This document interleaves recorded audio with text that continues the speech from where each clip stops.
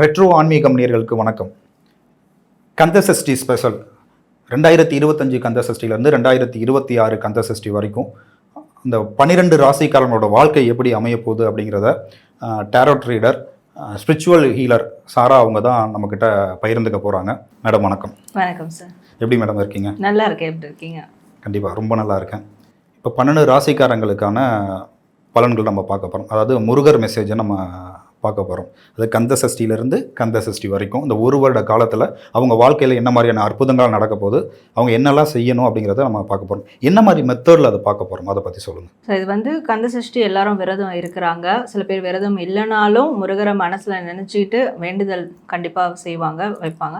So இவங்க எல்லாருக்கும் அப்போ முருகருடைய ஃபாலோவர்ஸ், முருகருடைய தன் உயிராக நினைக்கிற எல்லாருக்குமே இந்த சஷ்டிலேருந்து அடுத்த சஷ்டி வரைக்கும் அவங்களுடைய வாழ்க்கையில் ஏற்படக்கூடிய விஷயங்கள், மாற்றங்கள் என்னவா இருக்க போகிறது அப்படின்றத பார்க்க போகிறோம்.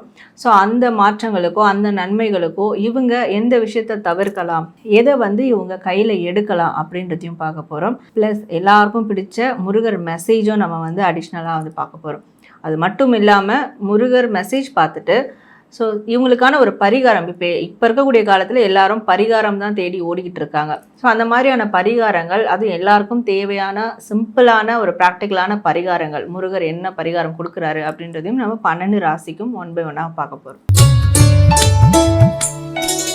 2025 கந்தசஷ்டியிலிருந்து 2026 கந்தசஷ்டி வரைக்கும் இருக்கிற அந்த காலகட்டத்தில் 12 ராசிக்காரங்களும் எப்படி இருக்க போகிறாங்கன்னு சொல்லி நம்ம பார்த்துட்ருக்கோம். அந்த வகையில் இப்போ நம்ம பார்க்க போகிற ராசி தனுசு ராசி. இந்த தனுசு ராசிக்காரங்க இந்த 2 கந்தசஷ்டிக்கு இடையில் இவங்க வாழ்க்கை இந்த ஒரு வருடம் எப்படி இருக்க போகுது, அதை பற்றி சொல்லுங்கள். ஸோ தனுசு ராசி இவங்களுக்கான கார்ட்ஸ். ஸோ இவங்களுக்கு அடுத்த ஒரு வருடம் எப்படி இருக்கும் அப்படின்னு பார்க்கும்போது இவங்க என்னெல்லாம் கொடுத்துருக்காங்களோ அது அவங்களுக்கு கிடைக்கும். ஸோ மோஸ்ட்லி இவங்க நன்மையை செஞ்சுருக்காங்கன்னா அந்த நன்மை இவங்களுக்கு கிடைக்கும் அப்படின்னு இருக்குது. அண்ட் சூரிய பகவானுடைய ஒரு முழு அனுகிரகம், அவருடைய ஒரு பிளெஸ்ஸிங்ஸ் இவங்களுக்கு கிடைக்கிறதால ஸோ துவண்டு போய் முடங்கி கிடந்த வேலையெல்லாம் அகைன் மீட்டெடுத்து வந்து செய்வாங்க. அதற்கான ஒரு சக்தி அவங்களுக்கு கிடைக்கும் அப்படின்னு இருக்குது. ஸோ எப்பவுமே வந்து சோம்பேறித்தனமாக இருந்துட்டு இருக்காங்க, தூக்கமே அதிகமாக தூங்கிட்டே இருந்திருக்காங்க அப்படின்றவங்க கூட இந்த அடுத்து வரக்கூடிய ஒரு வருடத்தில் எப்போவுமே சுறுசுறுப்பாக இருப்பாங்க. ஸோ பார்க்கும்போது வந்து மற்றவங்களுக்கு தெரியும், நீ இப்படி ஆளே இல்லையே, நீ சரியான சோம்பேறி ஆச்சேன்னு இவ்வளோ சுறுசுறுப்பாக இருக்க. ஏன்னா அவங்களுக்கு அந்த ஒரு வைப் அவங்களுக்குள்ளே வரும். அடுத்த ஒரு வருடம் அப்படி இருப்பாங்க. அண்ட் நிறைய டபுள் மைண்ட் செட்டாக இருந்த விஷயங்களுக்கெல்லாம் ஒரு கிளாரிட்டி கிடைக்கும். ஒரு சில விஷயங்களுக்கு தீர்வே கிடைக்காம இருந்திருக்கும், ஆன்சரே கிடைக்காம இருந்திருக்கும், அதுக்கெல்லாம் ஒரு சிறப்பான பதில் கிடைக்கும். மனசு வந்து ஒரு நிலைக்கு வரும், தெளிவாக இருப்பாங்க. ஸோ இவங்க ரொம்ப சுறுசுறுப்பாக இருப்பாங்க அடுத்த ஒரு வருடத்துக்கு அப்படின்னு சொல்லலாம். அதிகமாக வந்து நன்மையை செய்யணும், நன்மை தான் நம்மளுக்கு நடக்கும், இதை செஞ்சால் தான் நடக்கும் அப்படின்ற ஒரு விஷயத்தில் ரொம்ப கிளாரிட்டியாக இருப்பாங்க, கிளியராக இருப்பாங்க. அதனால் இவங்க செய்யக்கூடிய எல்லா விதமான செயல்களும் நன்மையில் தான் போய் முடியும், நன்மையை தான் செய்வாங்க. இவங்களுக்கு இந்த ஒரு வருட காலத்தில் இவங்களுக்கு வந்து ஏதாவது பணம் ரீதியான தேவைகள் இருக்குது, யார்கிட்டையாவது அந்த ஆப்ளிகேஷன் கொடுத்துருக்காங்க அப்படின்ற போது அதுவும் இவங்களுக்கு கிடைக்கிறதுக்கான வாய்ப்புகளும் இருக்குது. இவங்க வந்து இவங்களை பார்த்து மற்றவங்கெல்லாம் தூங்காதே தம்பி தூங்காதேன்னு பாட்டு பாடின காலம் போய் மற்றவங்களுக்கு இவங்க பாடுற மாதிரியான ஒரு காலம் அமைய போகுதுன்னு சொல்கிறீங்க. அதே மாதிரி பண தேவைகள்லாம் சீக்கிரமே பூர்த்தி ஆகும் அப்படின்றீங்க. ஸோ இந்த மாதிரி அவங்க சுறுசுறுப்பாகவே ரொம்ப பாசிட்டிவிட்டியோடு இருக்கணும் அப்படின்னா இவங்க ஆல்ரெடி செஞ்சிட்டு இருக்க ஒரு விஷயத்த இவங்க இக்னோர் பண்ணணும், விடணும் அப்படின்னா அதை எதை விடணும், அதை பற்றி சொல்லுங்கள். ஸோ இவங்க என்ன விடணும் அப்படின்னா ரொம்ப பொறுமையாக போகிறது, அந்த வாய்ப்பு வரட்டும் நான் வந்து செயல்படுத்துகிறேன், எனக்கான ஒரு டைம் வரட்டும் நான் செஞ்சுக்கிறேன் அப்படின்னு சொல்லிட்டு ரொம்ப பொறுமையாக போவாங்க, தள்ளி போட்டுகிட்டே போவாங்க, போஸ்ட்போன் பண்ணுறது. ஸோ ஆப்வியஸ்லி சோம்பேறித்தனம். இந்த விஷயங்கள் நிச்சயமாக இந்த ஒரு வருடத்தில் அவங்க விட்டுறணும். அது விடுறதுக்கான ஒரு சக்தி அவங்களுக்கு கிடைக்கும். அதுக்கு மேற்கொண்டு எதையும் பொறுமையாக போகாமல் உடனே அந்த காரியங்களை உடனே முடிக்கணும் அப்படின்ற ஒரு எண்ணத்தோடு செயல்படணும். ஆட்டோமேட்டிக்காக சுறுசுறுப்பு அவங்கக்கிட்ட அந்த ஒரு சுறுசுறுப்பு தன்மையோடு இயங்க போகிறாங்கன்னு சொல்கிறீங்க. ஸோ அதே மாதிரி அந்த லேசினஸ் வந்து அவங்க டோட்டலாக விட்டுட்டாங்க அப்படின்னா அவங்க வாழ்க்கை நல்லா இருக்கும் அப்படிங்கிற மாதிரி சொல்லியிருக்கீங்க. அதே மாதிரி புதுசாக ஒரு விஷயத்தை ஆரம்பிக்கணும், தொடங்கணும் உங்கள் வாழ்க்கையில் அப்படின்னா எதை தொடங்கணும், அதை பற்றி சொல்லுங்கள். இவங்களை வந்து ஜட்ஜ் பண்ணிக்கணும். ஃபர்ஸ்ட் ஆஃப் ஆல் இவங்க ஃபில்டர் பண்ணணும். நம்மக்கிட்ட எது நல்லது இருக்குது, கெட்டது இருக்குது, எதெல்லாம் நம்மளுக்கு பெனிஃபிட்ஸ் கொடுத்துருக்கு, இது வரைக்கும் எதெல்லாம் கொடுக்கவே இல்லை, இவ்வளோ நாள் நம்ம வந்து ஃபாலோ பண்ணி கொடுக்கவே இல்லை, அதெல்லாம் வந்து ரீகன்சிடர் பண்ணணும், அதை அனலைஸ் பண்ணி ஃபில்ட்ரு பண்ணணும். அப்போ தேவையில்லாத விஷயங்களை, ஒரு பாம்பு வந்து தோல் உரிக்கிற மாதிரி தான், அந்த பழைய தோலை விரித்து தூக்கி போட்டோம், புதுசாக அதனுடைய ஒரு ஒரு வடிவம் எடுக்கும்.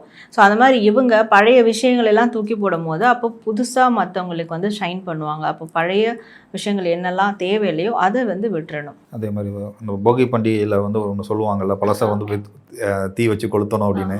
அதே மாதிரி இவங்க பழசாக இருக்கிற ஒரு விஷயத்தெல்லாம் வந்து பழமையை வந்து ஒதுக்கிட்டு புதுமையான ஒரு விஷயத்த அவங்க துவங்கணும். பழமை வந்து ஒதுக்குறதுன்னு இல்லை. ஸோ பழைய தேவையில்லாத ஒரு விஷயம் எது தேவையில்லாதது, எது பெனிஃபிட்ஸ் கொடுக்கலையோ அதை ஒதுக்கிறது நல்லது.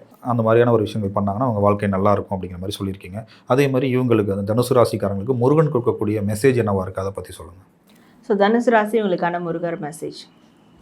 முருகர் இவங்களுக்கு தரக்கூடிய மெசேஜ் என்ன அப்படின்னு பார்க்கும்போது, இவங்களுக்கு நிச்சயமாக ஒரு சிறப்பான முன்னுதாரணமான, இவங்க வந்து இவங்களோட ரோல் மாடலாக எடுக்கக்கூடிய, இன்ஸ்பிரேஷனாக எடுக்கக்கூடிய ஒரு வாழ்க்கை இவங்களுக்கு நிச்சயமாக கிடைக்கும். அதற்கான ஒரு அங்கீகாரமும் கிடைக்கும். ஸோ நிறைய பேருக்கு வந்து நான் ராஜா மாதிரி வாழணும், எனக்கான ஒரு இடம், எனக்கான ஒரு சமூகம், இப்படி நான் வந்து இருக்கணும், என்னை யாரும் இதுக்கு கேள்வி கேட்கக்கூடாது, அப்படி இருப்பாங்க. அந்த வாழ்க்கையும் நிச்சயமாக கிடைக்கும். ஸோ இதெல்லாம் கிடைக்கணும்னா அதற்கு முதல் தகுதி இவங்க மற்றவங்க கிட்ட அன்போடு இருக்கணும். ஸோ ராஜா வந்து எல்லாருக்கும், நாட்டு மக்கள் எல்லாருக்கும் அன்போடு தான் இருப்பார். அவர் தான் உண்மையான ராஜா. அந்த மாதிரி இவங்க அப்போ அந்த வாழ்க்கை கிடைக்கணும்னா இவங்க எல்லாருக்கிட்டையும், மக்கள் மட்டும் இல்லாமல், மனுஷங்க மட்டும் இல்லாமல் எல்லா விதமான ஜீவராசிகள்கிட்டையும் அன்பாக இருக்கணும், கருணையோடு இருக்கணும். இந்த ஒரு விஷயத்தை ஃபாலோ பண்ணால் அப்போது இவங்க எதிர்பார்க்குற அந்த ஒரு பெரிய வாழ்க்கை இவங்களுக்கு கிடைக்க ஆரம்பிக்கும் அப்படின்றது முருகர் தரக்கூடிய மெசேஜாக இருக்குது. எனக்கு நான் ராஜாவாக இருப்பேன் அப்படிங்கிற மாதிரி இல்லாமல் எல்லாருக்கும் நான் ராஜாவாக இருக்கணும் அப்படின்னா இவங்க வந்து எல்லாருக்கிட்டையுமே வந்து அன்பை வந்து ஸ்ப்ரெட் பண்ணணும். அன்பாக பாசமாக இருந்தால் மட்டும்தான் இவங்களோட வாழ்க்கை ராஜா மாதிரி வாழ்கிறதுக்கு நல்லா இருக்கும்னு சொல்லியிருக்கீங்க. அதே மாதிரி இவங்க நினச்ச மாதிரி வாழ்கிறதுக்கு முருகன் கொடுக்கக்கூடிய பரிகாரம் என்னவா இருக்குது, அதை பற்றி சொல்லுங்கள். ஸோ இவங்களுக்கான பரிகாரம் பார்க்கும்போது இவங்க குன்னக்குடி முருகர் வந்து வழிபாடு செய்யணும். எப்போல்லாம் வாழ்க்கையில் முடியுதோ அப்போல்லாம் ஃபேமிலியோடு போயிட்டு அவரை தரிசனம் பண்ணிட்டு வர்றது ரொம்ப அவங்களுக்கு சிறப்பான பலன்களை கொடுக்கும். அது மட்டும் இல்லாமல் ராஜ அலங்கார முருகர் வழிபாடு செய்யணும். ராஜ அலங்கார முருகர் ஃபோட்டோவோ இல்லை அந்த சிலையோ வாங்கி வச்சு டெய்லியும் வழிபடுறது. அண்ட் கோவில்களில் கூட கேட்டால் சொல்லுவாங்க, ராஜ அலங்காரம் எப்போது நடக்குது அப்படின்னு கேட்டால் சொல்லுவாங்க. அப்போ அந்த டைமில் முருகர் கோயில் போய் தரிசனம் பண்ணுறது, இதை தொடர்ந்து செஞ்சுட்டு வரும்போது அவங்களுடைய வாழ்க்கையில் எல்லாமே பெரிய அளவிலான மாற்றங்கள், அச்சீவ்மெண்ட் வந்து நடக்கும். ஸோ இதுதான் அவங்களுக்கான ஒரு பரிகாரமாக இருக்கும். கண்டிப்பாக அவங்க அதாவது தனுசு ராசிக்காரங்க ராஜா மாதிரி வாழணும் அப்படின்னா அதுக்கான பரிகாரம் ராஜா அலங்காரத்தில் இருக்க முருகனை போய் பார்க்கணும், தரிசனம் பண்ணணும். இவங்களுமே வந்து அன்பை ஸ்ப்ரெட் பண்ணால் இவங்க ராஜா மாதிரியான ஒரு வாழ்க்கையை வாழ முடியும்னு சொல்லி ரொம்ப அழகாக சொல்லியிருக்கீங்க.